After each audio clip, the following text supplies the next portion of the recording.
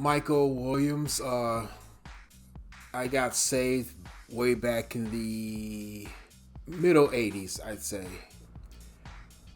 When I was 16 years old, I was introduced to marijuana.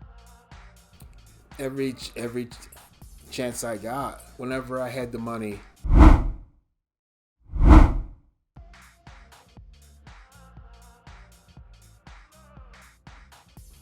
Michael Williams. I got saved way back in the middle 80s, I'd say.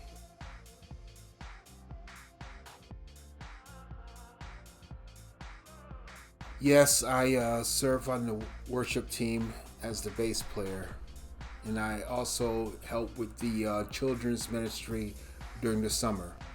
My general love of music, growing up listening to it on the radio, a couple concerts, and I feel that it's a God-given gift.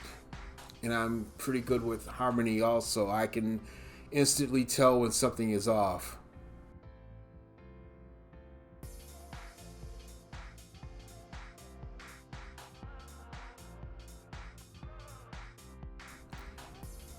When I was 16 years old, I was introduced to marijuana because other families they were smoking at the time, and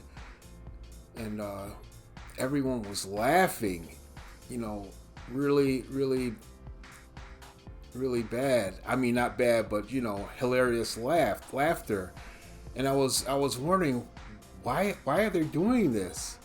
And then I tried it, and the same thing happened to me, and I was instantly addicted.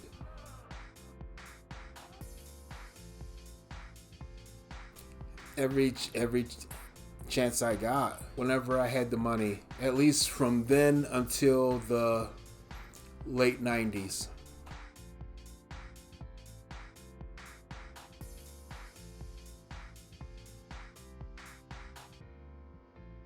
It's a definite problem because I realize now that it arrested my development. I without it, I know for sure that I could have been a lot further in life than where I am now.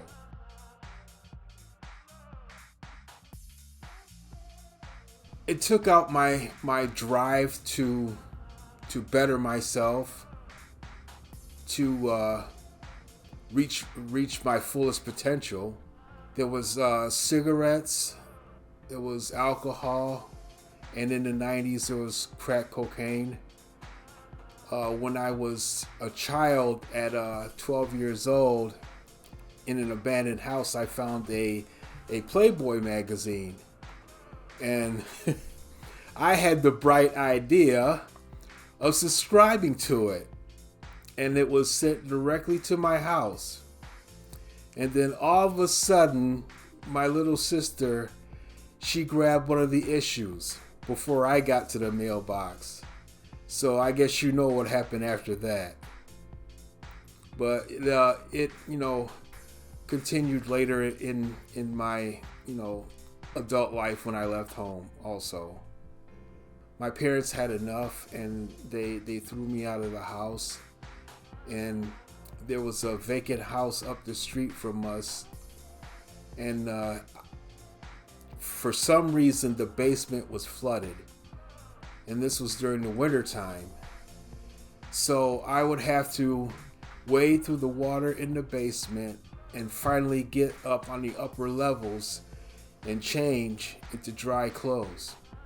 It wasn't long until I finally decided to get rehab.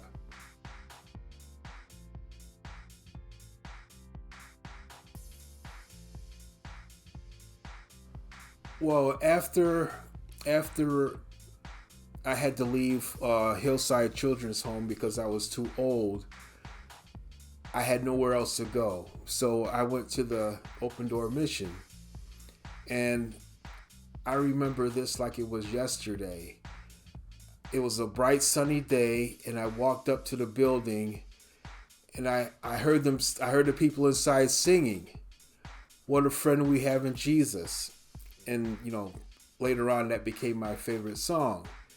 And I went in and accepted the Lord as my Lord and Savior, and got into the rehab program, for my addictions. Through the evening services at the Open Door Mission, I've heard testimonies.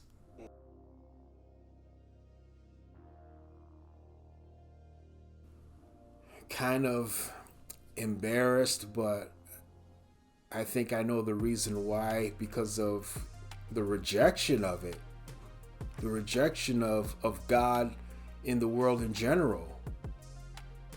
I think that's what makes people anxious and fearful.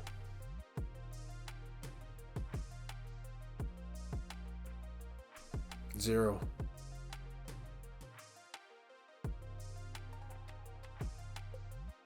Because you don't really know how the other person is going to take it. And me, myself, if I tried to share, I would not want it to turn into an argument. Then the whole cause would be lost. Well, in my case, I would say I just simply have to use my story. Use my, even, the Lord told me that He was going to use my testimony as a tool to bring people to Him, and also to encourage other people. I think that when people share what they've gone through, that the other people might look at them a different way than from what they've known them for. And to some people, I think that could be embarrassing.